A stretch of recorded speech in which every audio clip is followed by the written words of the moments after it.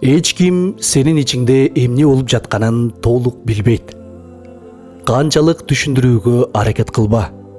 Алар сенин көкүрөгүңдө көтөрүп жүргөн жүктү толук аңдай алышпайт.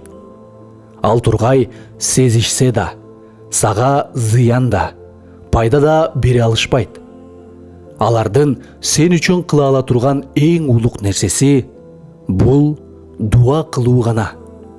Ошондуктан адамдар менен убара болуп узак жол жүрбө. Түздөн түз адамдардын эгесине багыт ал. Бардык нерсенин ээси. Иштин баары анын колунда.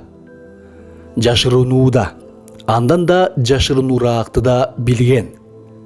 Жерде да, асманда да эч нерсе аны алсыз кыла албаган. Сенин сураганың ага оор болбогон затка.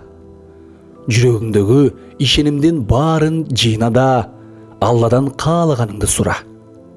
Чындыгында менин эгем жакын жана дуаларга жооп берүүчү. Худ сүрөсү 61-аят. Калк сени таштап кетсе, капа болбо. Адамдар сага зыян тийгизсе, кайгырба.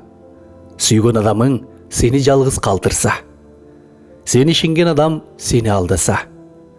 Сен тирек болгон адам сенден жүзүн буруп кетсе. Булардын баарына маани бербе.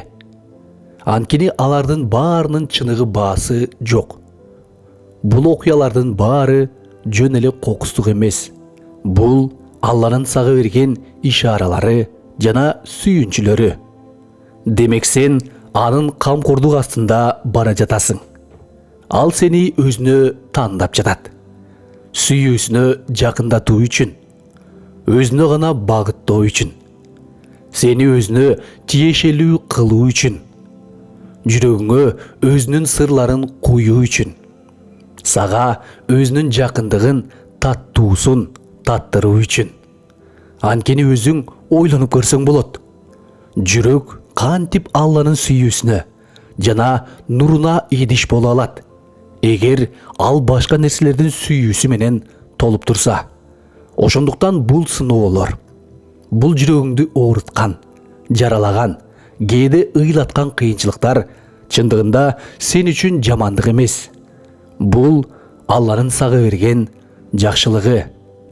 Ал эми башка нерселерге болгон байлануудан тазалап, жүрөгүңдү өзүнө гана толтуруу үчүн, сени сырлар менен, руханий жардамдар менен толтуруу үчүн. Ошондуктан Алланы көздөй кач. Анын коргоосуна баш калкала.